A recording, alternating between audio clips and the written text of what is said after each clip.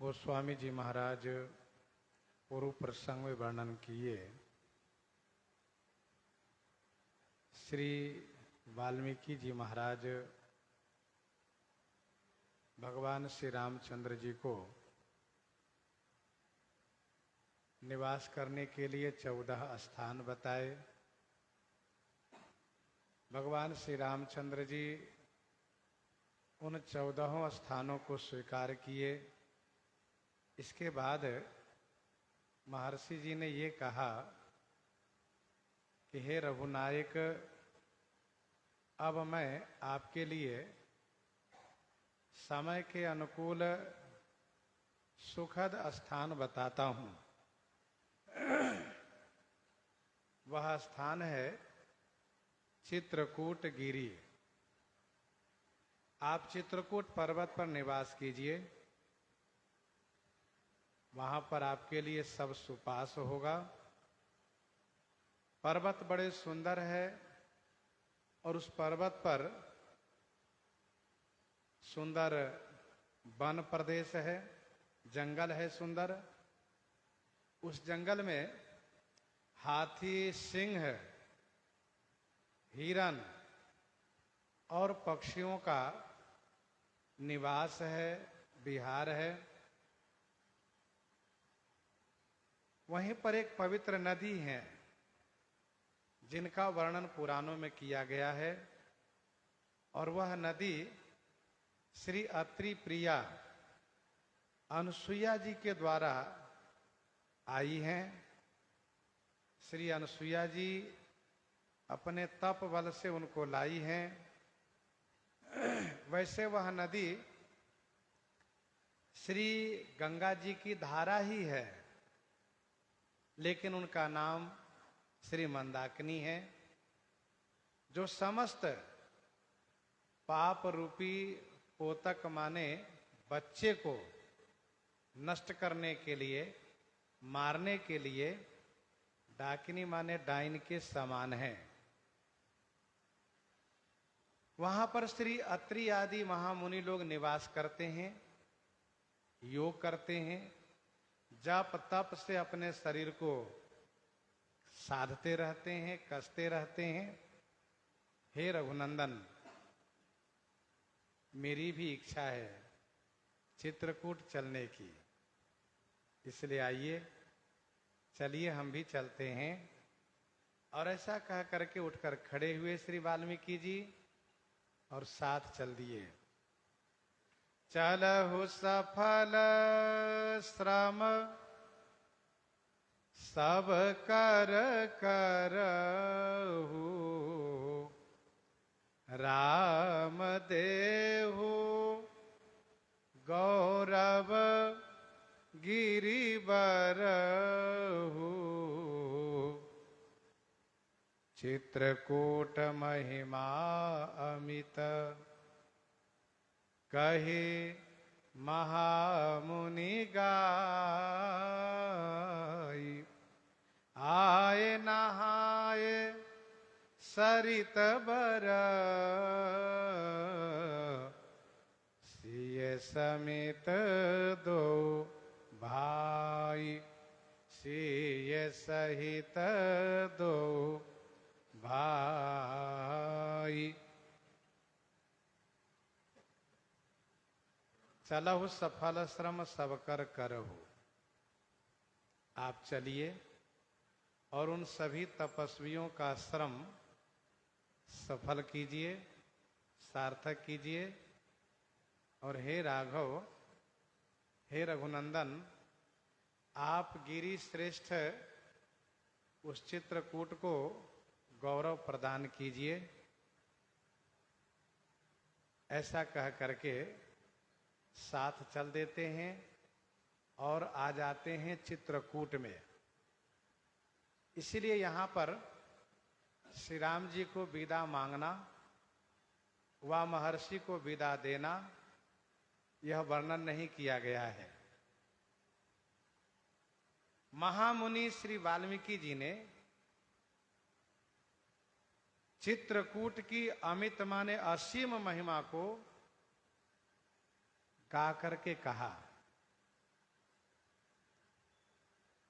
चित्रकूट की असीम महिमा है, उस महिमा को इन्होंने गा करके कहा। महिमा सुन करके श्री राम जी बड़े आनंदित हुए और फिर श्री सीता जी के सहित दोनों भाई श्री मंदाकिनी गंगा में स्नान किए। सुरसरी धार नाव मंदाकिनी का जो परिचय श्री महर्षि जी ने दिया है, उस श्री मंदाकिनी गंगा में स्नान किए।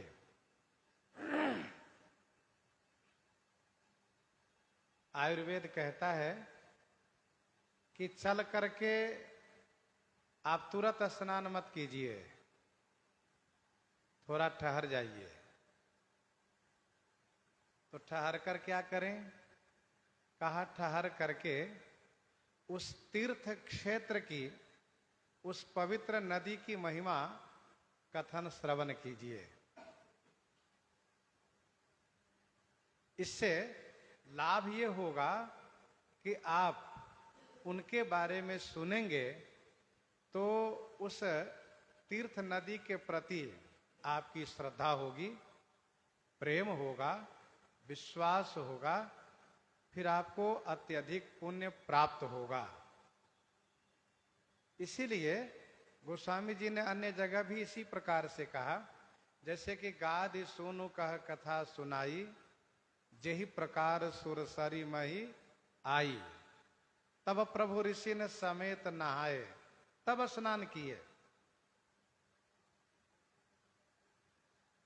सचिव ही अनुज ही प्रिय ही सुनाई, सचिव ही अनुज ही प्रिय ही सुनाई, विबुध नदी महिमा अधिकाई,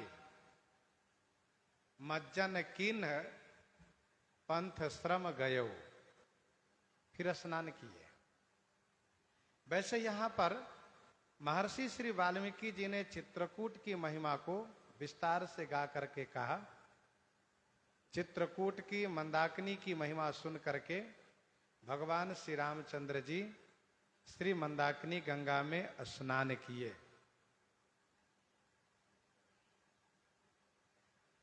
चित्रकूट की महिमा अपने आप में अद्भुत है, असीम है।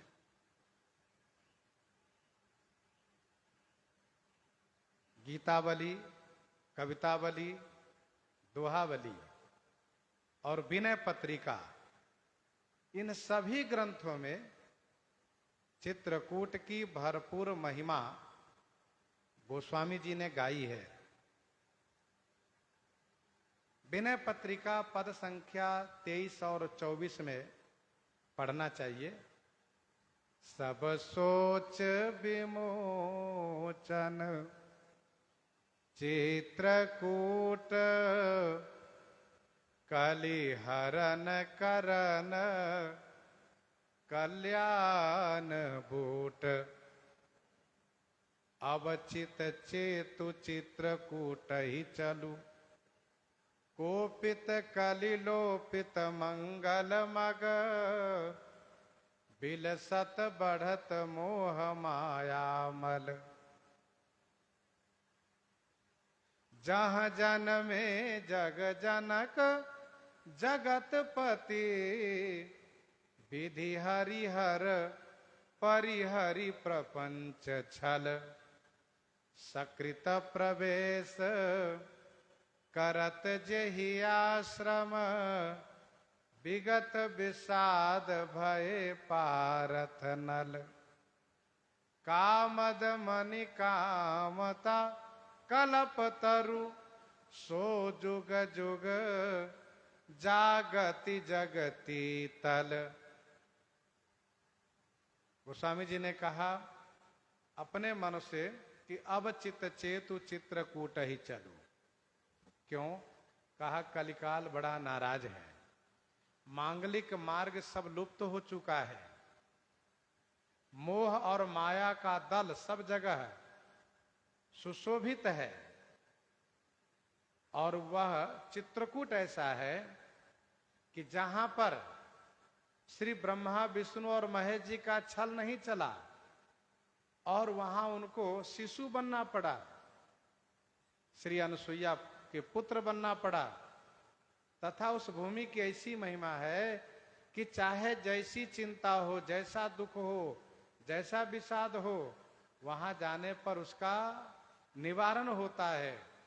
जैसे कि अर्जुन पांडव के दुख का निवारण हुआ, राजा नल के दुख का निवारण हुआ, यह है चित्रकूट। रहीम जी कहते हैं, चित्रकूट रमी रहे, रही मन अवध नरेश, जा पर विपदा परत है, सो आवे यही देश। चित्रकूट रमी रहे, रहीमन अवध नरेश। रहीम जी कहते हैं, चित्रकूट में भगवान श्री सीताराम जी हमेशा विराजित रहते हैं, यहाँ रमे हुए हैं। जिसके ऊपर विपत्ति पड़ती है वह चित्रकूट आता है तो उसकी विपत्ति का समाधान होता है। और तो और भगवान श्री राम जी के वनवास होने पर अयोध्या वासियों पर बड़ी विपत्ति आ गई और उन अयोध्या वासियों की विपत्ति का समाधान चित्रकूट आने पर ही हुआ। क्या करें, कैसे जिए, कैसे रहें, किसी को समझ में नहीं आ रहा था। चित्रकूट में आने से सबको समाधान मिल गया। यह है चित्रकूट की भूमि। चित्रकूट महिमा अमित, दोहावली 180 में गोस्वामी जी महाराज कहते हैं, भव भुवंग तुलसी नकुल, भव भुवंग तुलसी नकुल, दसत ज्ञान हरि लेत, चित्रकूट एक औषधि, चितवत होत सचेत। भव भुवंग तुलसी नकुल, दसत ज्ञान हरि लेत। ये संसार नाग है। भव भुवंग और तुलसीदास मैं नेवला हूं।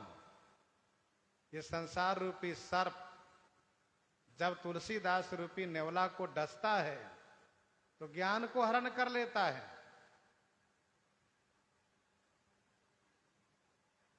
जब कभी सांप और नेवले की लड़ाई होती है तो सर्प नेवले को मूर्छित कर देता है, काट करके, डस करके। लेकिन नेवला सर्प से तभी लड़ाई करता है जब वह उस औषधि को, जड़ी को देख लिया होता है और फिर वह सर्प को ललकारता है। जब जब सांप उसको डसता है तब तब वह उस औषधि को, जड़ी को देख करके नेवला सचेत हो जाता है और फिर सांप को ललकारता है। गोस्वामी जी ने कहा कि वैसे ही मेरी दशा है, मैं नेवलेवत हूं और मुझे ये संसार रूपी सर्प डसता रहता है, लेकिन चित्रकूट एक औषधि है जिसे देख करके मैं सचेत हुआ करता हूं, सावधान हो जाया करता हूं और फिर भव रूपी सर्प को ललकारता हूं, उसे लड़ता रहता हूं। वहीं दोहावली 4 में गोस्वामी जी ने लिखा, चित्रकूट सब दिन बसत, प्रभु सिय लखन समेत, राम नाम जप जाप कही, तुलसी अभिमत देत। पै नहाई फल खाई, जपू राम नाम खटमास। तो ये श्री राम नाम का जाप चित्रकूट में करने से, चित्रकूट की कृपा से श्री राम जी उन पर विशेष अनुग्रह करते हैं। श्री वाल्मीकि जी महाराज चित्रकूट की असीम महिमा को आकर के श्री राम जी को सुनाए और श्री राम जी श्री मंदाकिनी जी में बड़े उत्साह उमंग के साथ स्नान किए। इसके बाद रघुबर कहे ओ लखन भल घाटू, रघुबर कहे ओ लखन भल घाटू, करहु कतहु अब ठाहर ठाटू, करहु कतहु अब ठाहर ठाटू। रघुबर कहेउ लखन भल घाटू। रघुबर रघुकुल श्रेष्ठ भगवान श्री राम जी ने कहा, भैया लक्ष्मण, भल घाटू, यह घाट, भल माने अच्छा है, बहुत सुंदर घाट है यह। अब आप कतहु माने कहीं, यहीं पर कहीं रहने का, ठाट, ठाहर माने ठहरने के लिए, रहने के लिए, ठाटु करहु, ठाटु करहु माने प्रबंधन कीजिए। करहु कतहु अब ठाहर ठाटू। महर्षि श्री वाल्मीकि जी के द्वारा बताए गए स्थान बहुत अच्छा है, सुंदर है। श्री राम जी को मन भा रहा है। श्री राम जी ने कहा, भैया लक्ष्मण, यह घाट बहुत अच्छा है, बस यहीं ठहरने का आप कहीं प्रबंधन कीजिए। गोस्वामी जी कहते हैं, लखन दीख पय उतर करारा, चहु देश फिर वो धनुष जिमि नारा, चहु देश फिर वो धनुष जिमि नारा, लखन दीख पय उतर करारा। लखन दीख पय उतर करारा। श्री लक्ष्मण जी ने पय माने पयस्वनी के, उत्तर करारा माने उत्तर किनारे को देखा, उत्तर तट को देखा। श्री लक्ष्मण जी ने पय माने पयस्वनी नदी के उत्तर तट को देखा। चहु दिश फिरे धनुष जिमि नारा, नारा माने नाला। चहु दिशी धनुष जिमि फिरे, चहु दिशी माने चारों तरफ धनुषाकार घुमा हुआ है। दक्षिण से मंदाकिनी है, पश्चिम से कामदगिरी से निकली हुई पयस्वनी नदी है। इन दोनों का संगम जहां हुआ है, उस स्थान का नाम है राघव प्रयाग। और उसी राघव प्रयाग में भगवान श्री राम जी के रहने के लिए देवताओं ने कोल भिल वेश में पर्णशाला बनाई है।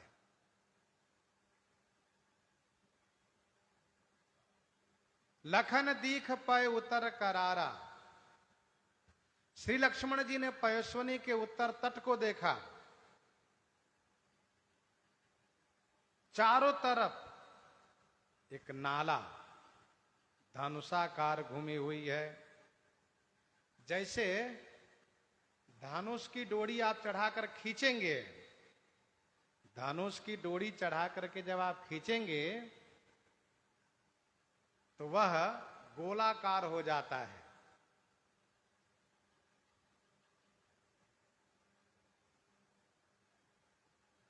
वह मंडलाकार हो जाता है। वैसे यहां का दृश्य आप देखिए, श्री लक्ष्मण जी ने पयोस्वनी नदी के उत्तर तट को देखा, जहां पर कि चारों तरफ नारा माने नाला धनुषाकार घुमा हुआ है। नदी पनच सर सम दम दाना सकल कलुष कलि साउज नाना। नदी पनच सर सम दम दाना। नदी पनच माने प्रतंचा, सियाराम पनच माने डोरी है। प्रतंचा जिसको रोदा भी कहते हैं, डोरी भी कहते हैं।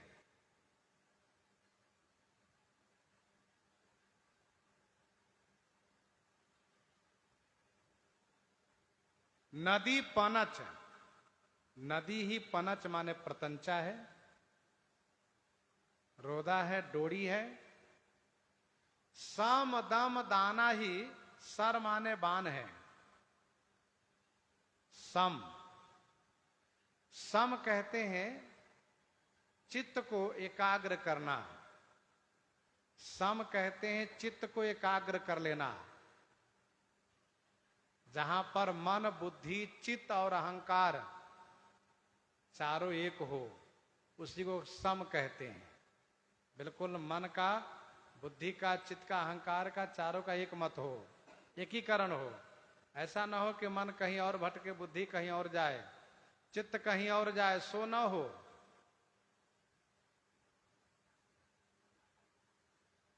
तो सम, दम कहते हैं इंद्रियों को बस में करना। ये पंच कर्म इंद्रिय, पंच ज्ञान इंद्रिय, इनको दमन करना। और दाना माने दान देना। तो सम दम दान ये क्या है? सर है। सर माने बाण है। कली सकल कलुष, कली के सकल माने समस्त, कलुष माने पाप।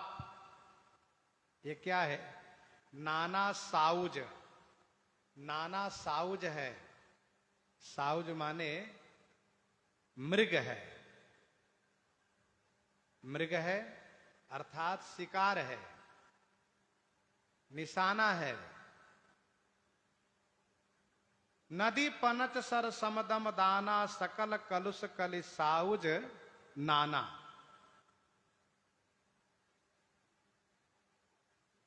श्री लक्ष्मण जी पयोस्वनी के उत्तर तट पर खड़े हैं, उत्तर तट को देख रहे हैं। एक नाला धनुआकार घुमा हुआ है। नदी ही प्रतंचा है, डोरी है। सम दम दान ही बाण है। और समस्त कली के कलुष माने पाप, यही नाना माने अनेक, साउज है। साउज माने शिकार है, मृग है। और यूं कहिए कि अनेक निशाना है ये। दान, दान अनेक प्रकार से कहे जाते हैं। सात्विक दान अच्छा है, एक दान राजसी भी होता है, एक दान तामसी भी होता है। तामसी दान भी होता है। कहिए तामसी दान कैसा होता है? कहा तुलसी दान जो देत है जल में हाथ उठाए। इससे न दाता को कल्याण है, न लेने वाले को कल्याण है। तामसी दान जैसे मछली को मारने वाला जो बंसी लगाता है, तुलसी दान जो देत है जल में हाथ उठाए, प्रतिग्राही जिए नहीं दाता नर के जाए। तो दान के अनेक प्रकार है। बहुत भेद है, लेकिन सबसे बढ़िया दान यदि कोई दान है तो वो दान है अभय दान। गोस्वामी जी महाराज ने लिखा विनय पत्रिका 203 पद में, द्वादशी दान देहु अस, द्वादशी दान देहु अस, अभय होई त्रैलोक। आप ऐसा दान कीजिए कि सारा त्रैलोक आपसे अभय हो जाए। ये सबसे बढ़िया दान है कि आपसे किसी को कोई डर ही ना रहे, इतना प्रेम सबको दें, तो ये दान। तो अनेक ये बाण है, समस्त कली के कलुष ये अनेक साउज है। कली कलुष कहने का भाव यह है कि अन्य युग में उतना पाप नहीं होता है जितना पाप की कलयुग में होता है। कलि केवल मलमूल मलीना, पाप पयोनिधि जनमन मीना। कलि केवल मलमूल मलीना, अब पाप पयोनिधि जनमन मीना। इसीलिए गोस्वामी जी ने कहा सकल कलुष कलि साउज नाना। यद्यपि यह चरित त्रेता का है, फिर भी गोस्वामी जी कहते हैं सकल कलुष कलि साउज नाना, क्योंकि श्री रामचरित मानस की कथा गा रहे हैं कलयुग में गोस्वामी तुलसीदास जी महाराज, इसलिए कहते हैं सकल कलुष कलि साउज नाना। अनेक पाप हैं, अनेक पाप है, जैसे कि जे पातक उपपातक अहि, जे पातक उपपातक अहि, कर्म वचन मन भव कवि कहि।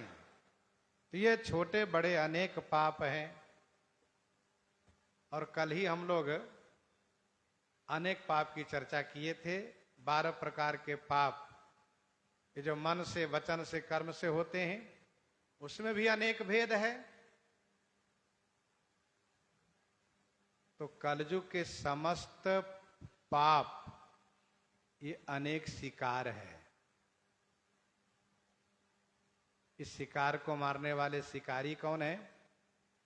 कहा चित्रकूट जनु अचल अहेरी, चुकई न घात मार मुठ भेरी। चित्रकूट जनु अचल अहेरी, चुकई न घात मार मुठ भेरी। चित्रकूट जनु अचल अहेरी। चित्रकूट जनु माने मानो, अचल अहेरी है, अहेरी माने शिकारी है, ये अचल शिकारी है। चुकई न घात,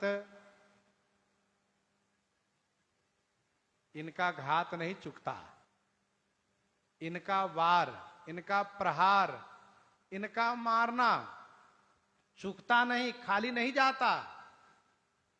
और मुठभेरी मार, दूर का शिकार है तो धनुष पर बाण का संधान किए बाण से मार दिए, और यदि बिल्कुल पास में शिकार मिल गया तो कहा मार मुठभेरी। मुठभेरी माने पास में मुक्का से मारकर गिरा देते हैं। मुठभेरी कहते हैं निकट में युद्ध होना, निकट में भिड़ाव हो जाना, संघर्ष हो जाना। तो जब बिल्कुल आसपास में भिड़ जाएंगे तो क्या होगा? वहां तो अस्त्र शस्त्र चलाने की जरूरतें क्या है? मुक्का, मुठिका एक महाकपिहनी, मुठिका मारी चढ़ा तरुजाई, तब मारुत सुत मुठिका हन्यो। इसको कहते हैं मुठभेरी मार मारना। ये प्रायः मल्ल युद्ध में होता है। भीरे उभो बाल यति तरजा, और मुठिका मारी महाधुनि गर्जा। ये होता है मल्ल युद्ध में,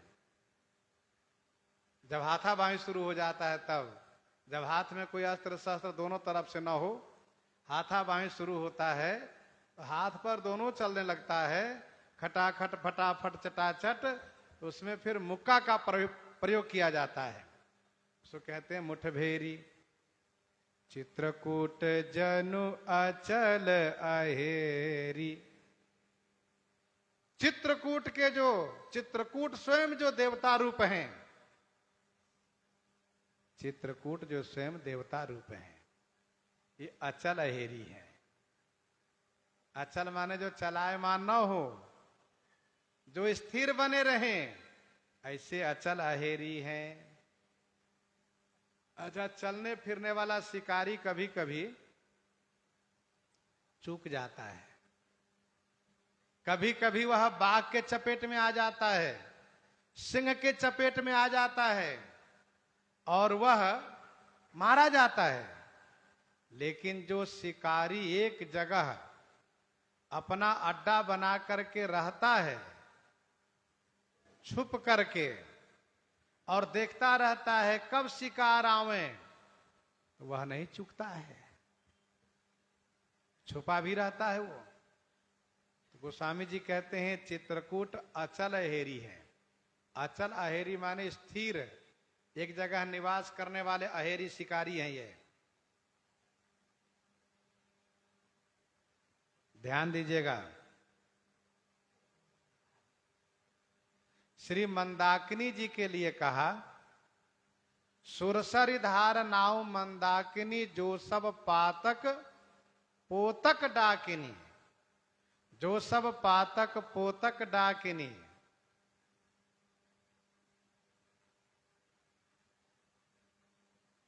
और यहां पर चित्रकूट के लिए कहा कि चुकई न घात मार मुठ भेरी, चित्रकूट जनु अचला हेरी।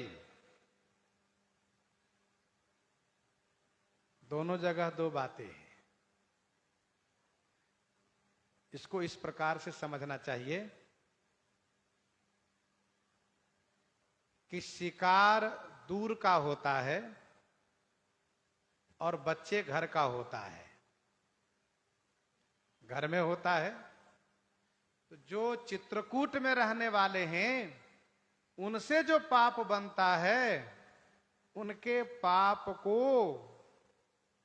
समाप्त करने के लिए श्री मंदाकिनी जी डाइन है, डाकिनी है। जो घर में जैसे जन्म हुआ बच्चा वैसे तुरंत मार डाले, तो जो सब पातक पोतक डाकिनी डाइन है, और जो बाहर से आने वाले लोग हैं, भक्त हैं, श्रद्धालु जन हैं, उनके पाप को मारने के लिए चित्रकूट शिकारी रूप में बैठे हैं।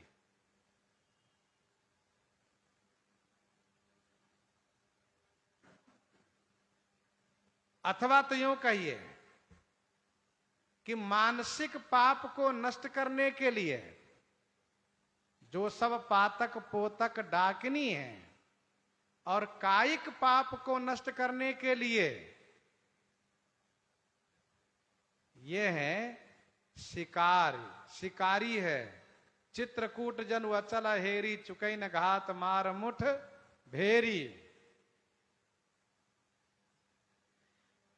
इसलिए दोनों जगह दो बातें गोस्वामी जी ने कही।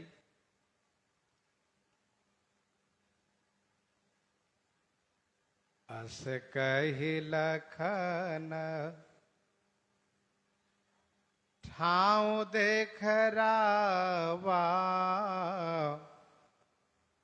थल बिलो की रघुबर सुख पावा,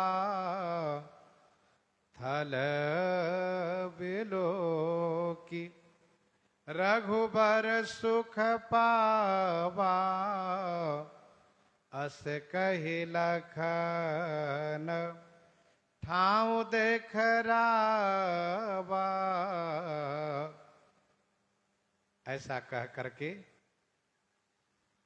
श्री लक्ष्मण जी ने ठाव देखरावा माने स्थान दिखाए। श्री लक्ष्मण जी ने जगह दिखाया, स्थान दिखाया।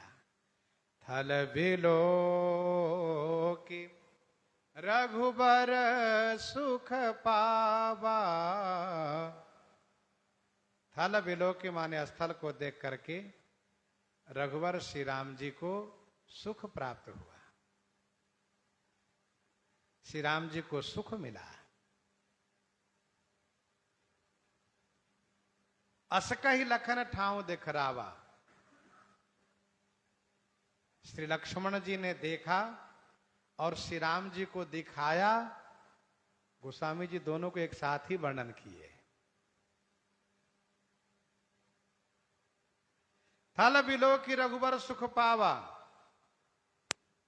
श्री राम जी को बड़ा अच्छा लगा। श्री राम जी को जो अच्छा लगे उस स्थल को परम रमणीक समझना चाहिए।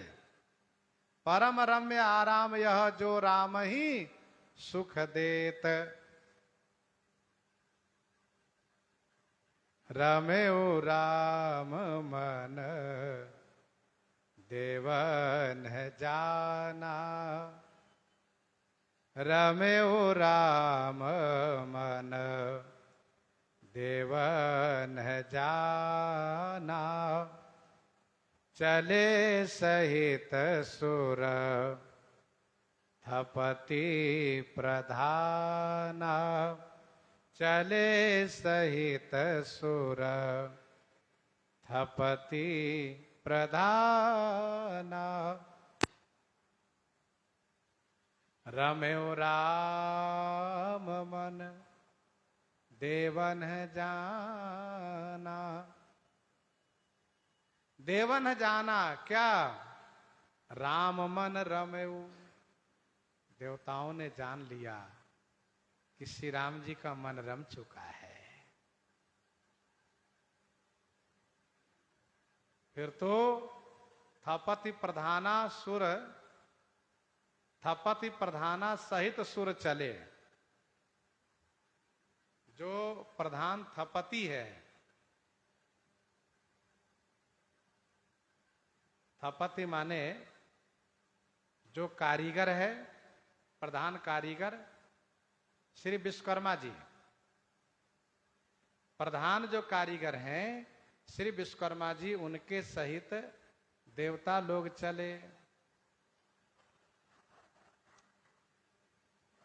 श्री राम जी का मन चित्रकूट में रम गया है, देवताओं ने जान लिए। राम जो सब में रमते हैं अथवा तो जो सबको अपने में रमाते हैं, ऐसे राम रमन्ते योगिनो अनंते सत्यानंद चिदात्मने। अच्छा, जब से श्री राम जी अयोध्या जी को छोड़ करके वन के लिए प्रस्थान किए हैं, तब से देवताओं के मन में बड़ा संकोच बना हुआ है। क्यों संकोच बना है? यही सोच करके कि हम लोग अपने स्वार्थ के लिए अपने स्वामी को, श्री राम जी को घर से बाहर निकलवा दिए हैं।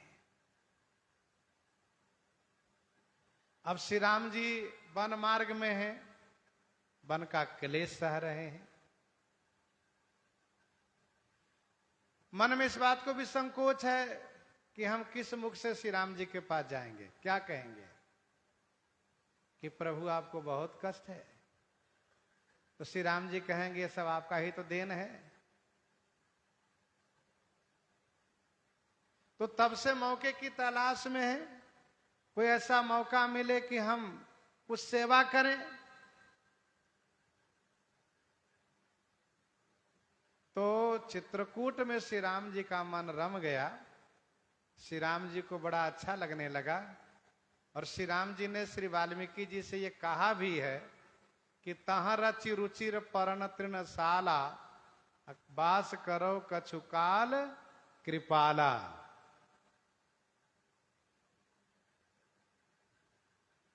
तो देवताओं ने सोचा अभी मौका है, इस समय यदि हम सेवा कर लेंगे तो हमारे मन का जो संकोच है वो भी खत्म हो जाएगा और श्री राम जी हमारी सेवा से प्रसन्न भी हो जाएंगे कि हम लोगों ने उनको घर से निकाला है तो वन में रहने के लिए घर भी बनाया है।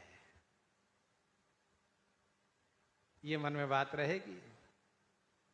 तो देवताओं ने विश्वकर्मा जी को साथ में लिए और सब चल दिए। और सब ना चले तो जो प्रमुख देवता वे लोग चल दिए, क्योंकि सब चलेंगे बहुत भीड़ हो जाएगी, इसलिए प्रमुख देवता लोग चल दिए। और घर बनाने के सारे जो यंत्र होते हैं वह सब लेकर चले। पक्का मकान बनाना नहीं है,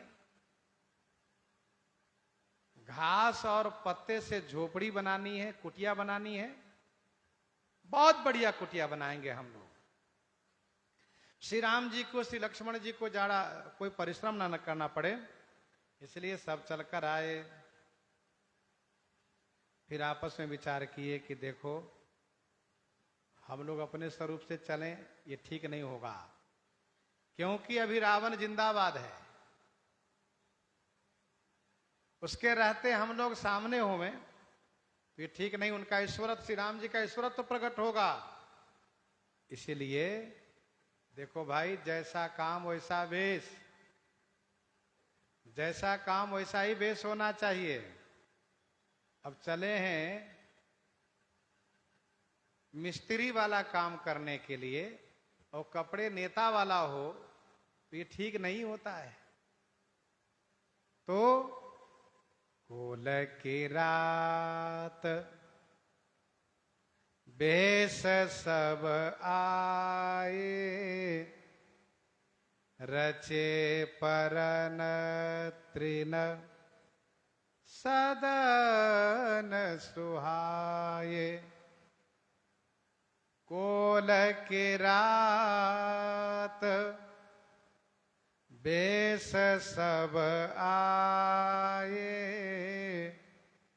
रचे परन तृण सदन सुहाए।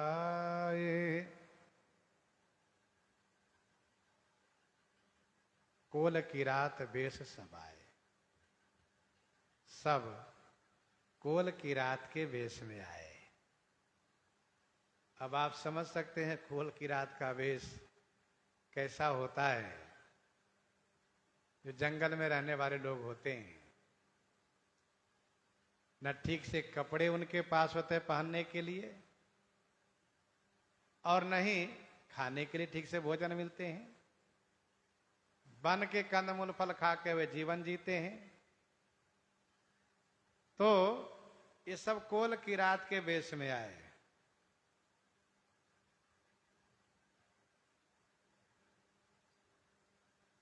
एक ने कहा कि भाई कोल की रात के वेश में क्यों आए?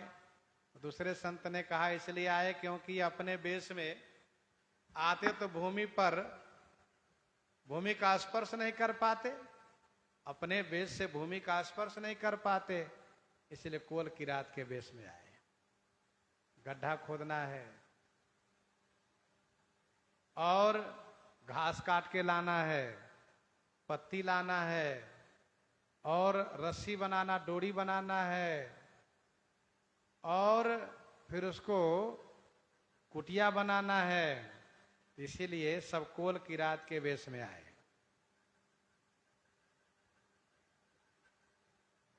शास्त्र की मर्यादा है, जैसा कार्य हो वैसा वेश होना चाहिए। हम ठाकुर जी की कौन सी सेवा करने जा रहे हैं, वैसा ही वेश में हम ठाकुर जी के सामने प्रस्तुत होवें तो ठाकुर जी को भी अच्छा लगता है।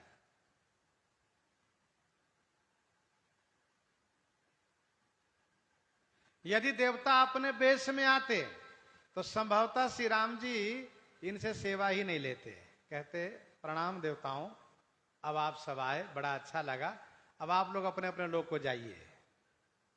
फिर क्या करते? इसीलिए कोल की रात वेश में आए। और सबसे बड़ी बात यह है कि श्री राम जी का ईश्वर तो गुप्त रखना है।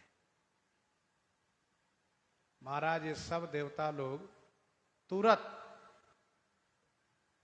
कुटिया बना के तैयार कर दिए, कुछ सोचना नहीं है, सब सोचा समझा हुआ है, कहां क्या चाहिए और कितना चाहिए। और ऐसा भी नहीं कि अमुक यंत्र नहीं लाए हैं सो नहीं, सब लेकर आए हैं, बना के तैयार कर दिए। गोस्वामी जी कहते हैं बहुत सुंदर, परण माने घास, परण माने पत्ते और तृण माने घास के, सदन माने घर बना दिए। एक बात ध्यान दीजिएगा,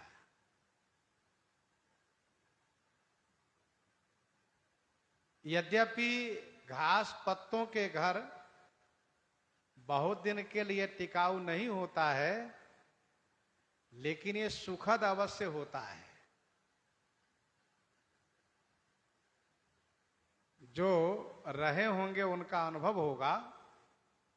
आज भी भयंकर तपन में यदि आप घास पत्तों की कुटिया में रहते हैं तो आपको उतना तपन महसूस नहीं होगा।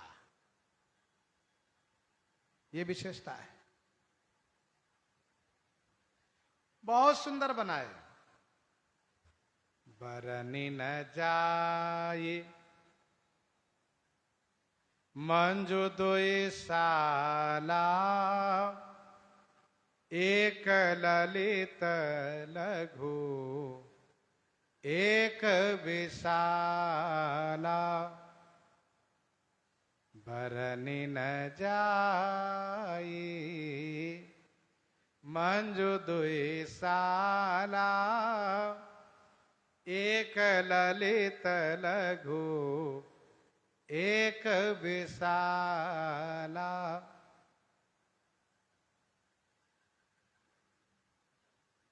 मंजू माने सुंदर, दुई साला माने दो पर्णशाला, दो पर्णकुटी, दो घास पत्ते की कुटिया, बहुत सुंदर है। वर्णि न जाई, इनकी शोभा वर्णन नहीं की जा सकती।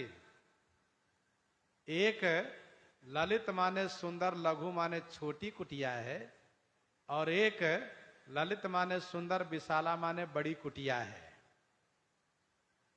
एक छोटा घर है, एक बड़ा घर है, बड़ा सा घर है। जो छोटा घर है, अध्यात्म रामायण में वर्णन है, जो छोटा घर है वह दक्षिण तरफ से बना हुआ है, इसका मुख उत्तर है, उत्तराभिमुख है, उत्तर तरफ द्वार है इसका। और जो बड़ा घर है, जो बड़ी कुटिया है, वह पश्चिम से बना है, पूर्वाभिमुख, इसका मुंह पूरब तर है। अर्थात यह बड़े घर के मुख है पूरब तरफ और छोटे घर के मुख है उत्तर तरफ। और ये दो शुभ माने जाते हैं, उत्तराभिमुख पूर्वाभिमुख। उत्तर तरफ द्वार हो और पूरब तरफ द्वार हो।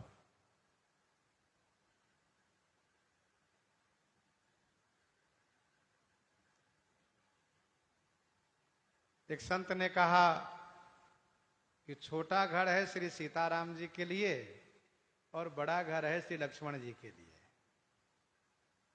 तो दूसरे संत जी ने कहा श्री लक्ष्मण जी तो विश्राम करते नहीं हैं, फिर श्री लक्ष्मण जी के लिए बड़ा घर क्यों बनाया गया है? तो तीसरे संत जी ने कहा कि छोटा घर है रहने के लिए, बड़ा घर है रसोई भोज भंडारा के लिए।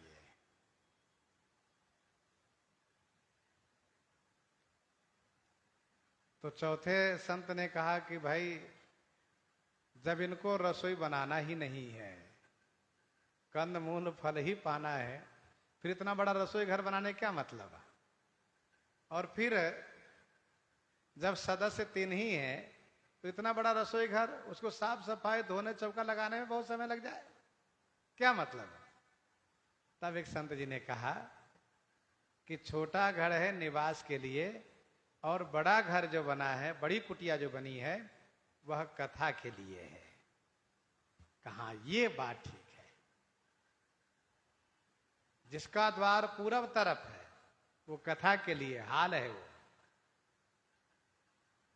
बड़ी सी झोपड़ी है, बड़ा घर है वो, और छोटा घर है रहने के लिए जिसका द्वार उत्तर तरफ है। एक ललित लघु एक विशाला, अर्थात देवताओं को पता है कि श्री राम जी को कथा बहुत प्रिय है, सत्संग प्रिय है, इनको कथा के बिना मन नहीं लगता है। श्री राम जी को कथा के बिना मन नहीं लगता है। राम ही प्रिय पावन तुलसी सी, जैसे उनको बढ़िया बढ़िया व्यंजन बना के अर्पित कीजिए, और जब तक तुलसी जी नहीं उसमें छोड़ेंगे तब तक भगवान उसको आरोगते नहीं, भोग नहीं लगाते हैं। वैसे ही श्री राम जी को खूब सेवा करिए, खूब पूजा कीजिए, अर्चना कीजिए, और जब तक थोड़ा सा उनके सामने गुणगान नहीं कीजिए, पद के माध्यम से, कथा के माध्यम से, कीर्तन के माध्यम से थोड़ा सा गुणगान नहीं कीजिए, तब तक उनको मन ही नहीं लगता है। तो देवताओं को पता है कि इनको सत्संग बहुत प्रिय है, और फिर जहां रहते हैं श्री राम जी, साधु महात्मा इनसे बहुत प्रेम करते हैं। साधु महात्मा आते हैं तो संत महात्मा जब आते हैं तो उनके बैठने के लिए भी तो निवास स्थान चाहिए, और जब बैठेंगे तो स्वाभाविक है कि सत्संग होगा, कथा होगी। बिनु सत्संग न हरि कथा, तेहु बिनु मोहन भाग। इसीलिए 2 यहां पर पर्णशाल बनाए गए, एक ललित लघु एक विशाला। लखन जानकी सहित प्रभु, राजत रुचिर निकेत। सोह मदन मुनि वेश जनु, रति ऋतु राज समेत। लखन जानकी सहित प्रभु, राजत रुचिर निकेत। प्रभु श्री राम जी श्री लक्ष्मण जी और जानकी जी के सहित रुचिर निकेत माने सुंदर निकेत में, सुंदर पर्णशाला में, राजत माने सुशोभित हैं। कैसे सुशोभित हैं? तो जनु मदन रति ऋतुराज समेत मुनिवेश सोह। जनु माने मानो, मदन माने कामदेव, अपनी धर्म पत्नी रति, मित्र सखा ऋतुराज बसंत के सहित मुनि वेश बना करके, तपस्वी वेश बना करके सुशोभित हो रहे हैं। भगवान श्री राम जी श्री सीता जी श्री लक्ष्मण जी के सहित तपस्वी वेश में इस पर्णशाला में विराजित होकर के अपनी रूप माधुरी से, अपने सौंदर्य से सबको आनंदित कर रहे हैं, विमोहित कर रहे हैं।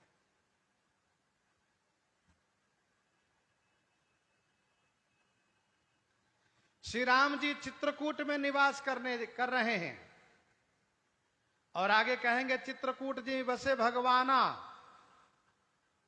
भगवान श्री राम जी अपनी भगवत्ता प्रकट किए हैं चित्रकूट में। कैसी भगवत्ता? तो श्री राम जी अपना खड़ेश्वर्य प्रकट किए हैं। जैसे पहला है ऐश्वर्य, ऐश्वर्य प्रकट किए। अमर नाग किन्नर दिशिपाला चित्रकूट आए ते ही काला, यह है श्री राम जी का ऐश्वर्य। धर्म प्रकट किए। राम वास वन संपत्ति भ्राजा, राम वास वन संपत्ति भ्राजा, सुखी प्रजा जन पाई सुराजा। जस प्रकट किए।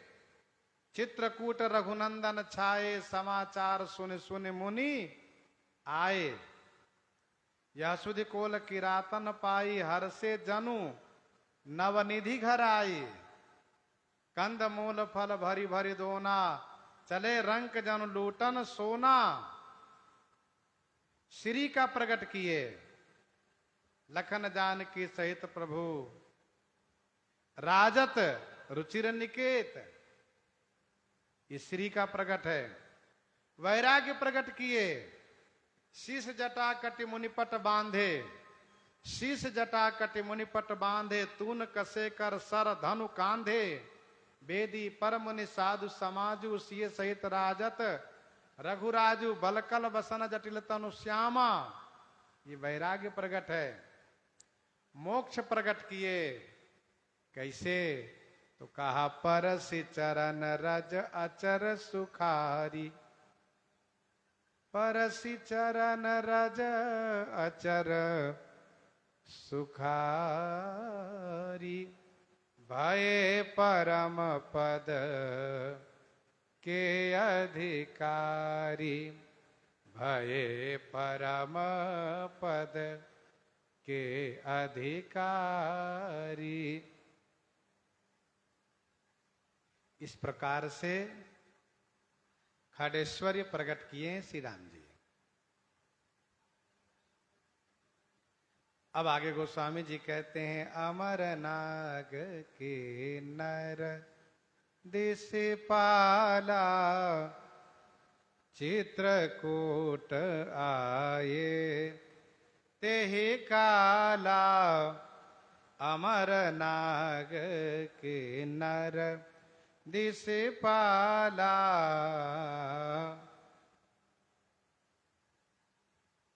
अमर माने देवता, नाग माने पाताल के नागवास, नागलोकवासी नाग।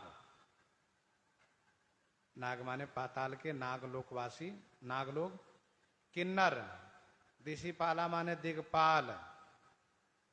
तेही काला माने उस समय में सब चित्रकूट में आए। क्यों आए सब चित्रकूट? गोस्वामी जी कहते आगे, अपनी विपत्ति सुनाने के लिए आए।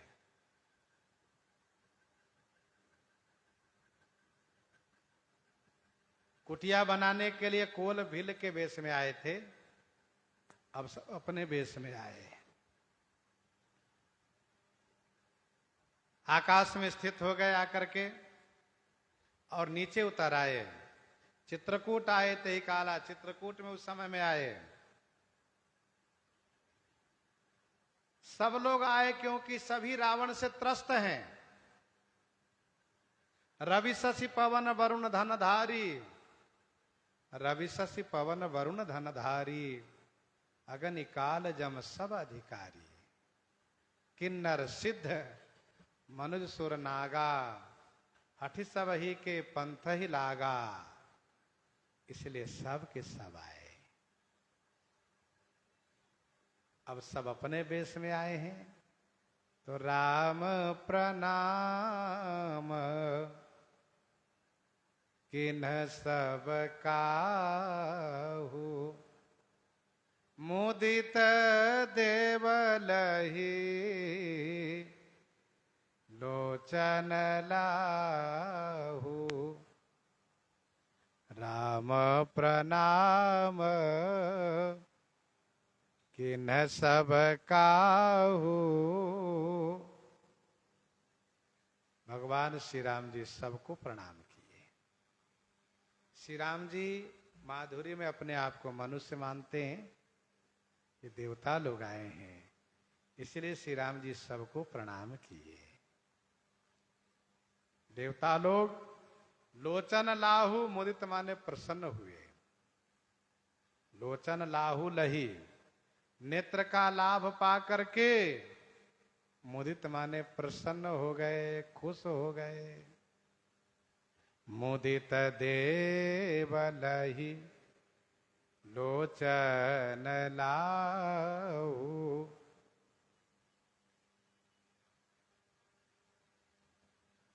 भगवान श्री राम जी सबको प्रणाम किए। अब देवता लोग दर्शन के लिए आए, श्री राम जी प्रणाम किए। असुर यूं ही मोहित हो जाएंगे। राम देख सुनि चरित तुम्हारे, जड़ मोहि बुध होहि सुखारे। तो श्री राम जी सबको प्रणाम किए। देवता लोग बड़े प्रसन्न हुए। देख ही राम सब सभा जुड़ानी, देख ही राम सब सभा जुड़ानी, लोचन लाभ अवधि अनुमानी।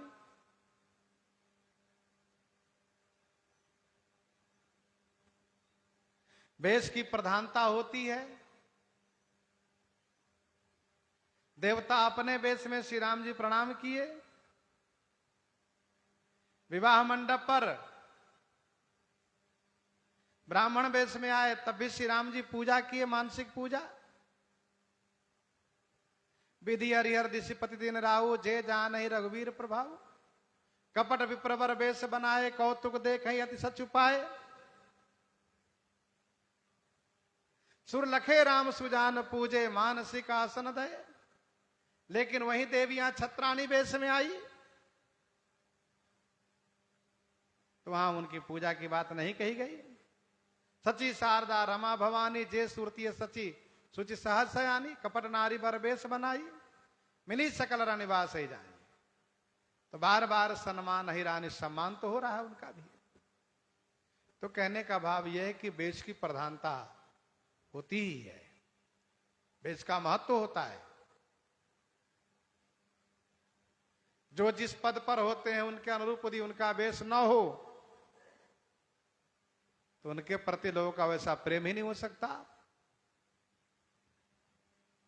राम प्रणाम किन सब काहू, मुदित देवल ही लोचन लाहू।